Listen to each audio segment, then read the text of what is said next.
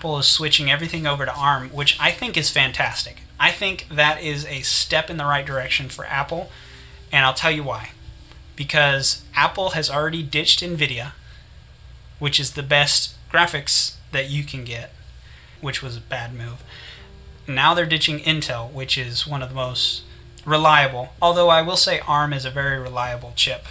Based on their past record of ditching NVIDIA and ditching Intel now, and then ditching the ability for you to change out your hard drive and SSD and your RAM and your CD tray and all of these I/O on the side, the RJ45 port. They've ditched all this stuff thinking that consumers don't want that. And now they're saying, well, we're going to make it so that your laptop runs phone apps, and your phone apps will essentially, or your iPad will run laptop apps, and we're going to force people like Adobe, the video editing software and photo editing software, Adobe Photoshop, Adobe Premiere, we're going to force Adobe to give us 30% of their subscription rates, when Adobe is already expensive as all get out because of their subscription rates. Now Adobe is going to raise their subscription rates for Apple users another 30% because they have to share their price with Apple.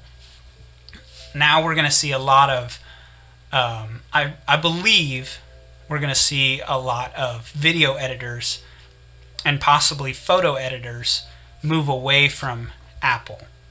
The attitude that they've given their clientele so far, and I think them switching to ARM is excellent because it shows us they really don't care about their customers. In the next 10 years, we're going to see a big shift with Apple as people don't enjoy how poorly their third-party apps run on the ARM processors, then having to pay 30% more in the App Store to get first-party apps from the App Store, and having to pay 30% more for those. Now, people have always paid more for Apple, so I could be totally wrong. They could be totally down for paying more just to run Mac OS. But Windows 10 has gotten really good, and Linux has gotten amazing. Linux has always led the curve, led the other operating systems in feature set. Now, compatibility, Linux has had a problem, but now Linux is going to be better for gaming and also better for video editors such as Davinci Resolve, because Blackmagic is working on their Linux and they're updating their Linux version of Davinci Resolve. And a lot of people like Davinci Resolve because they have to color grade their footage in Davinci Resolve anyway and then import it to Adobe Premiere. And Davinci Resolve has a really good editor, so I stay on Davinci Resolve because I'd rather edit on Davinci Resolve and color grade and do all my work in one spot than importing, exporting, moving into a different NLE, and so on and so forth. So we're really going to see a shift towards more Linux users, more Windows users, less Apple users, and I really like the fact that Apple is cutting ties with basically their entire clientele by not only getting rid of NVIDIA a couple years ago, getting rid of all support for NVIDIA, but then following that up with getting rid of support for Intel-based applications such as Adobe Premiere.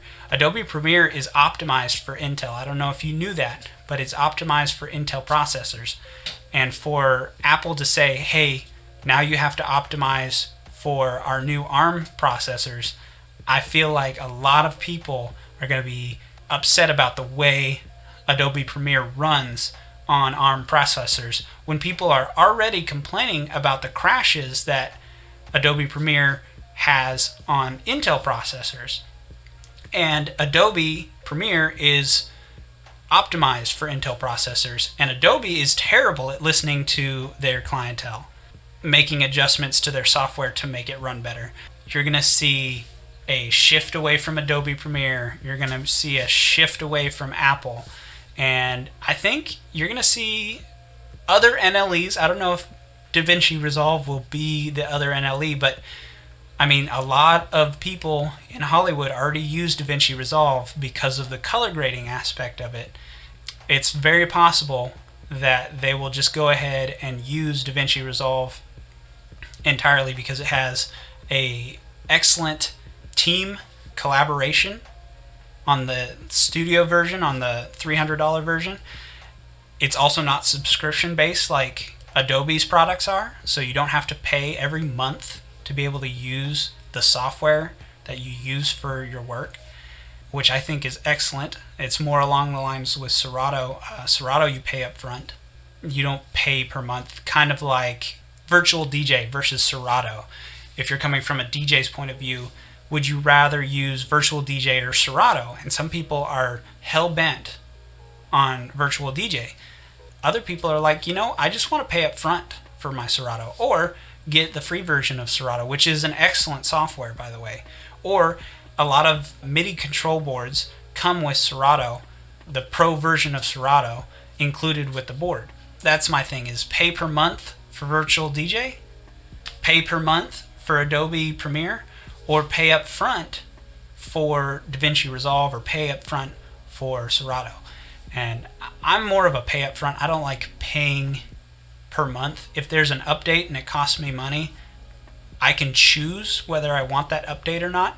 And then Adobe Creative Cloud just pushing updates on you and then crashing your computer, crashing your editing session, that's terrible. I don't like the way Adobe is gone, and I say that I like the way Apple is going only because I feel like Apple is pushing their clientele away, and Apple is going for that consumer, saying, hey, we're going to have a great laptop for the everyday email checker person.